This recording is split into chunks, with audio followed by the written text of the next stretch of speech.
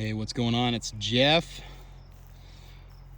Deciding to turn this channel into, basically nature and like all the cool little things that nature has to offer.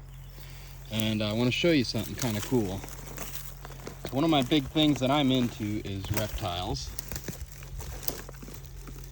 What comes with that is flipping over logs and finding some of nature's truly impressive things that a lot of people take with a grain of salt and they don't care about. But I definitely do. This is a rubber boa.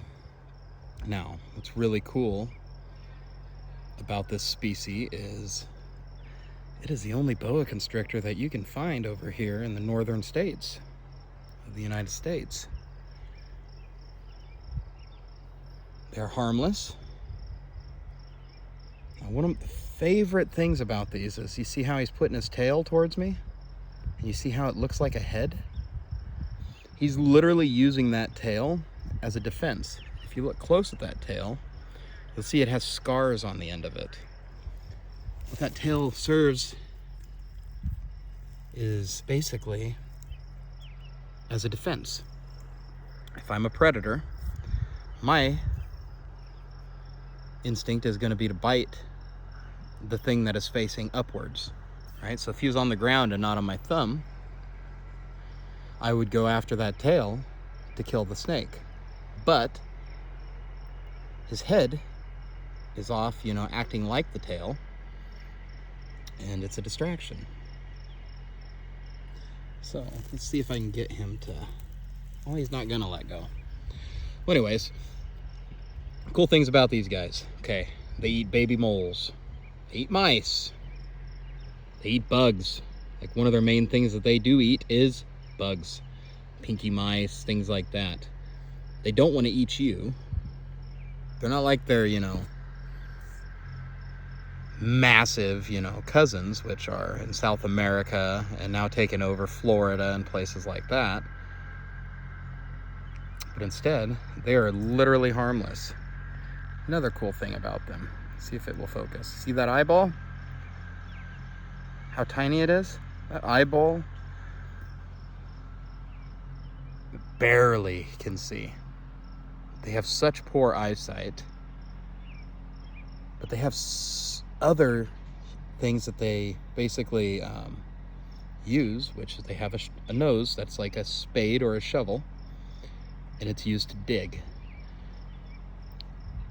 A lot of scientists, they don't know how many of these there are, but one thing that I've noticed is the one place that you can find them is when you're flipping over a pallet or piece of wood, a rock. Maybe you're just digging around in your garden and you happen to stumble upon one. They also appear after rainfall. When the rain is filling all the gopher holes and stuff, these guys will come out because obviously they need to breathe, and they will go in search of a nice dry place to sit. It's also one of the only snakes that I have found in the middle of fall. So what's cool about this species also is they have a very long lifespan.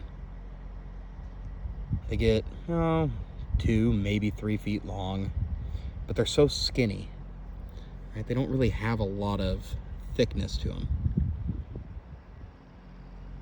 Anyways, rubber boas, literally my favorite snake to find. They are a bracelet snake. As you see, it's literally holding on to my thumb. It's not even holding tight. But all he's trying to do is he's trying to feel secure. And if you guys are wondering, I am going to release it, and I'm going to put it back safely under this log so that it can intertwine itself and all of that. Will he be able to find bugs? Absolutely. Anyways, very cool snake. Give me just a second here.